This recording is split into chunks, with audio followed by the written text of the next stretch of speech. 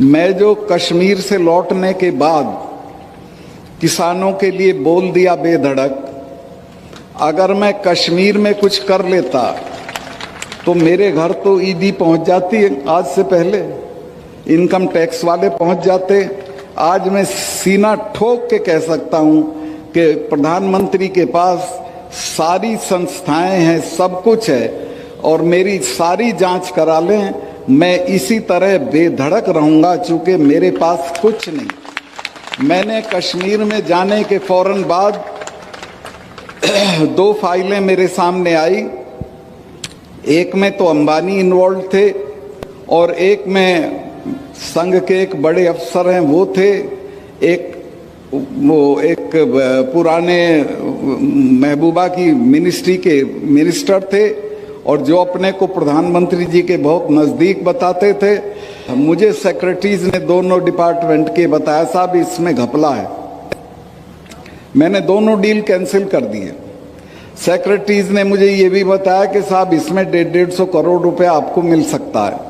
मैंने कहा मैं तो 5 कुर्ते पजामे लेके आया हूं, ऐसे ही चला जाऊंगा।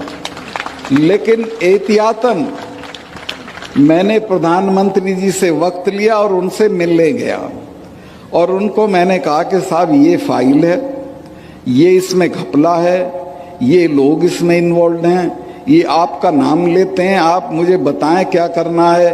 अगर इसे कैंसिल नहीं करना है तो मैं छोड़ देता हूं, किसी दूसरे को लगा दीजिए मेरी जगह, लेकिन मैं रहूंगा तो इसको होने नहीं दूंगा।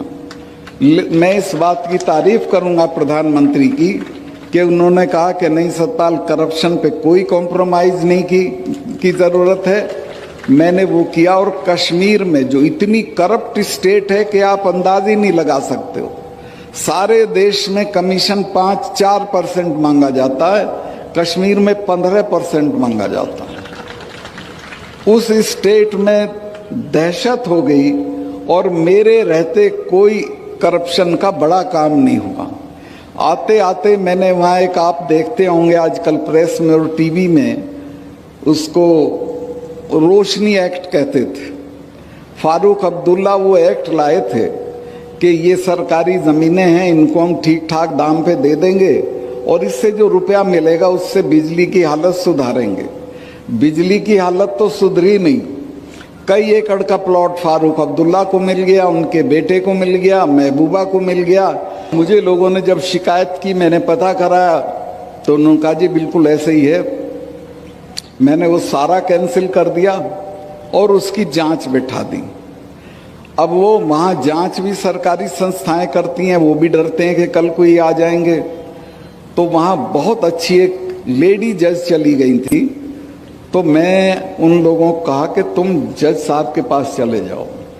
तो वो हाई कोर्ट में चले गए और मिसेज मित्तल करके, मिसेज नीति शादी नहीं हुई थी, उनकी मित्तल थी, उन्होंने ये पूरा मामला सीबीआई को पकड़ा दिया। अब सब नेताओं के बंगले कैंसिल हो गए, सबकी ज़मीनें कैंसिल हो गई हैं। और मैंने चीफ उसको, अपने कमिश्नर को कहा जम्मू के, कि जम्मू के आसपास जितनी सरकारी ज़मीनें हैं उसका सर्वे करो।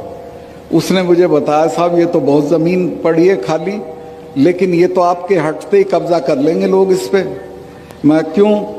कहने लगे महबूबा के आदमी को तो देर ही नहीं लगती कब्जा करने में, वो तो एक खूंटा गाड़ के भैंस बांध देता है और कहता मेरी ज़मीन है। ऐसे ही ये कर लेगा फारूक अब्दुल्ला।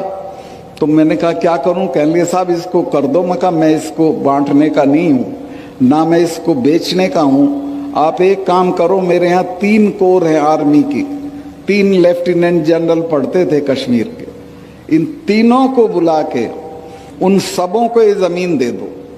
मैंने वो सारी ज़मीन फौज को बंटवा दी, बची हुई पुलिस के क्वार्टर बनवाने के लिए दे दी। आज 1 इंच ज़मीन ऐसी नहीं है जिस पे कोई कब्जा कर ले या उसे खा जाए। ये करीब करीब सब जगह हालत है देश की। तो मैं आपसे, जो नए जो अफसर आए हैं, उनसे ये उम्मीद करता हूँ कि आप जहाँ जाओ कार्निवोलस फ्लावर मत बनना, समाज के दबाव में मत आना, खास तौर से बीवियों के दबाव में बिल्कुल मत आना। वही खराब करती हैं, बुरा मत माने। वो पड़ोसन की सारी चीज दिखाएंगी।